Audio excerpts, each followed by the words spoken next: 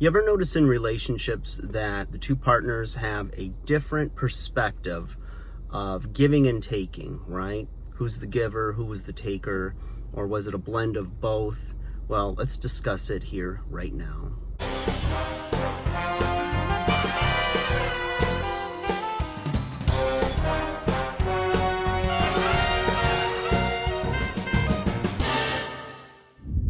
Hey guys, welcome back to 5-0-100-0.com.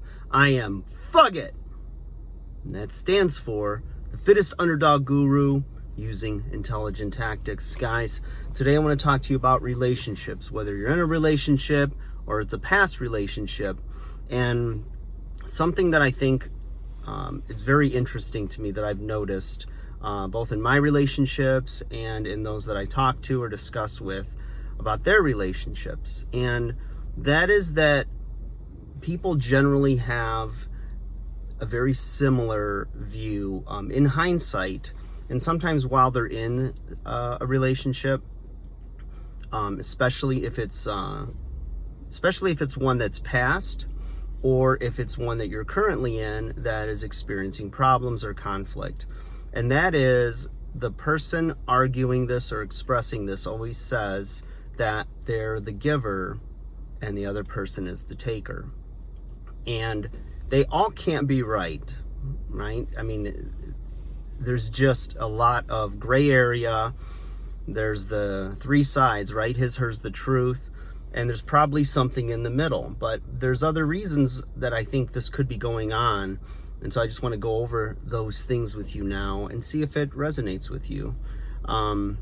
The first thing is, when you're trying to get to the bottom line of either the whys of why somebody would say that they're the giver and they've given their everything and the other person is just a taker and doesn't give back, right? First thing it could be, these are in no particular order, is that they're selfish or narcissistic, okay? They're looking at it from a perspective of, just their needs being met or their way being done that way. And they're doing it with very little consideration for the other person. And so maybe what they're giving, they feel is enough. They might be giving a lot of themselves, but maybe it's not the way the other person receives love, or maybe they just don't even recognize it.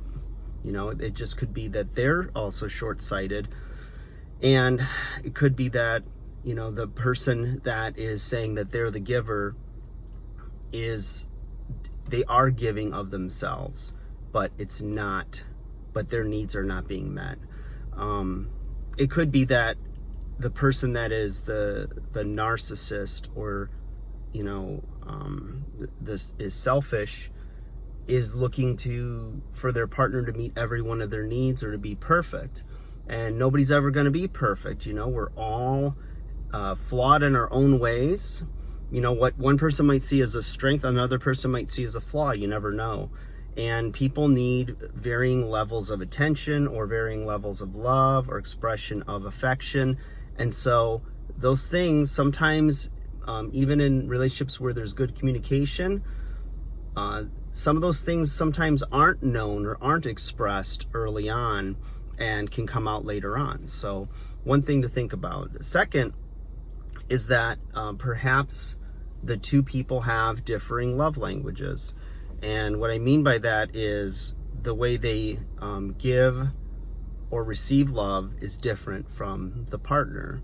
So if you have somebody that receives love by the act of giving gifts, then if you're somebody who does something for them, runs errands for them or listens or, contributes in other ways, but aren't a good gift giver, those people that they just don't know what to buy anybody. They don't know how to, get a cake on their birthday or remember birthdays or any of those things, but they express love in a lot of different ways, and they feel they're pouring themselves out and that they're giving.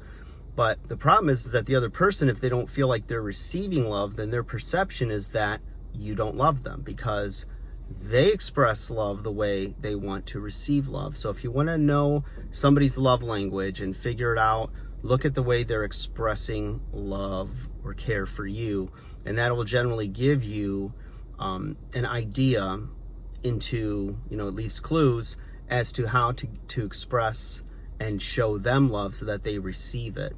Now, with you, if you're not receiving love, that's where communication comes in. And, you feel like you're giving and not taking or not receiving back from them. When they swear up and down, they're pouring their all out. You need to look closely at it. Are you not communicating what you need from the relationship, what you need to feel loved, to feel validated, right? So that you feel really good about investing more of yourself into the relationship and giving on the level or in the way that that other person receives. The third thing is the situation might be hyper emotional or irrational due to the conflict, right? So if you're in the heat of battle, a lot of things get said that may or may not be true. It could just be out of hurt that somebody lashes out. It could be out of pain, out of frustration.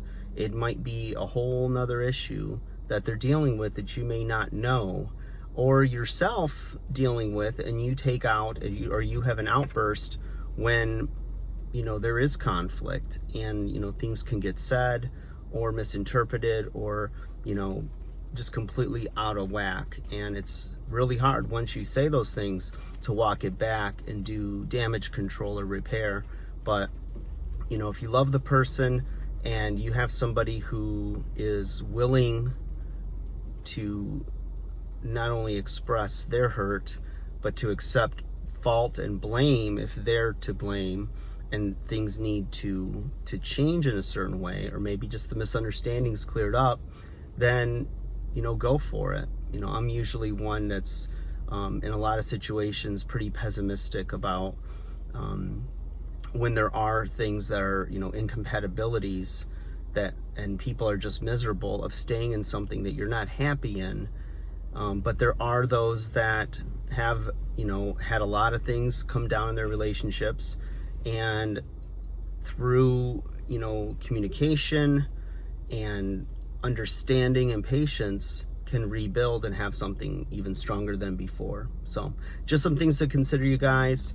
I just thought the perspectives would be something interesting to discuss and get your thoughts on it. I hope you're enjoying the channel. Make sure to like, share, subscribe, and I'll see you again soon.